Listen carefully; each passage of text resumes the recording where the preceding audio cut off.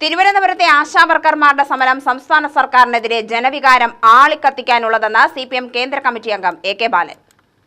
ജനപക്ഷ സർക്കാരിനെ അട്ടിമറിക്കാൻ അനുവദിക്കില്ലെന്ന മുദ്രാവാക്യമുയർത്തി scheme workers CITU Palakkad നടത്തിയ മാർച്ചും ധർണയും ഉദ്ഘാടനം ചെയ്ത് സംസാരിക്കുകയായിരുന്നു എ കെ ബാലൻ. അംഗൻവാടി ജീവനക്കാരെ സർക്കാർ ജീവനക്കാരാക്കാനുള്ള കോടതി വിധിക്കെതിരെ അപ്പീൽ പോയത് കേന്ദ്ര സർക്കാരാണ്.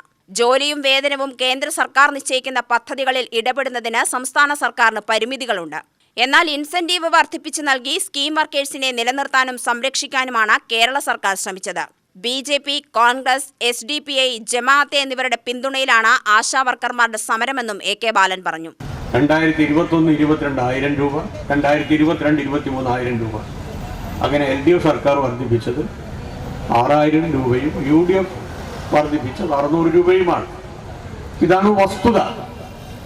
പക്ഷെ ഈ സമരക്കാർ എവിടെയെങ്കിലും ഒരു 99% കേരള ഗവൺമെന്റിനെതിരായി പറയുന്ന ഘട്ടത്തിൽ 1% കേന്ദ്ര ഗവൺമെന്റിനെതിരായി എന്തുകൊണ്ടാണ് പറയാത്തത്?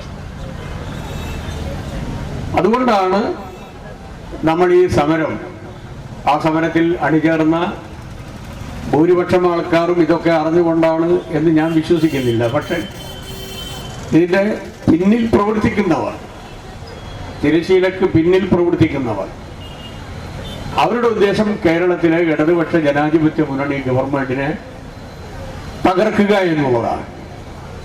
അത് തിരിച്ചറിയണം എന്നുള്ളത് കൊണ്ടാണ്. അംഗൻവാടി വർക്കേഴ്സ് ജില്ലാ സെക്രട്ടറി V. സരള അധ്യക്ഷത വഹിച്ചു. A. പ്രഭാകരൻ MLA, CITU ജില്ലാ secretary M. Hamsa, TK Achuthan, TK Naushad, L. Indira, K. Renu, Thankamani, IKN Narayanan എന്നിവർ സംസാരിച്ചു. UTV news, Palakkad.